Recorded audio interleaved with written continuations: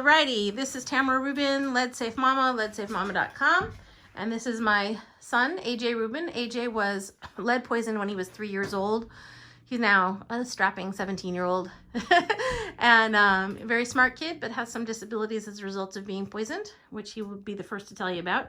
And he is here helping me use the certifiedkit.com home test kit for lead to test a dust wipe sample of a vintage book from 1951, Harry the Dirty Dog. And we did the front of the book, we did the inside of the book, and now we're doing the back of the book.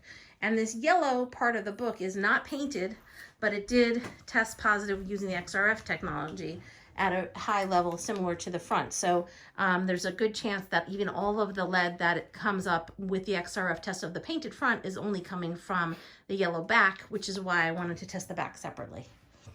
So tell us what you're doing as you're doing it, okay? Okay, so I have new gloves on. I'm measuring out. For this, it's 11 by 8.5 rather than a square foot. So we'll just specify that in the, what is it, the form called? Chain of custody form. So you write, the dust wipe samples are supposed to see how much dust is in a square foot, because that's a scientific measurement to determine if something's toxic. If something comes up as more than 40 micrograms per square foot, historically that was considered unsafe in a home. When our kids were poisoned, it was over 7,000 micrograms per square foot in our front entryway. Now the new standard, scientifically recommended standard, is that nothing should be above 10 micrograms per square foot. And doctors who have done the research have long said, since they initially did the research, that anything over 5 micrograms of lead per square foot is toxic and unsafe for children. Noticing a pattern. A pattern? Yeah. Of getting smaller and smaller and smaller. Yeah, but those levels are still toxic. Yeah.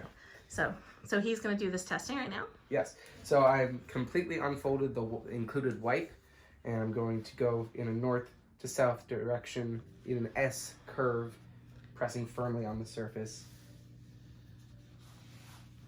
And then they send this to a lab, and the lab digests the wipe and determines how many micrograms of lead are found. And because you're supposedly usually, you're working on wiping down a square foot, that's the number of micrograms per square foot. And then you can know whether or not it's toxic if it has more than 5 for a child. And then I've gone, so I started with north to south, and then I went west to east, and then I've done the perimeter, folding in half each time in between those steps. And then I fold it one last time, get the centrifuge test tube, put that in there.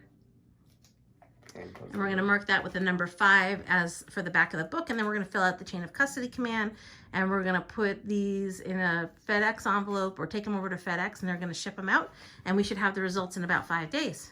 And then my son Avi is going to make a video of both sets of videos, the samples and the results. Cool. When we report the results.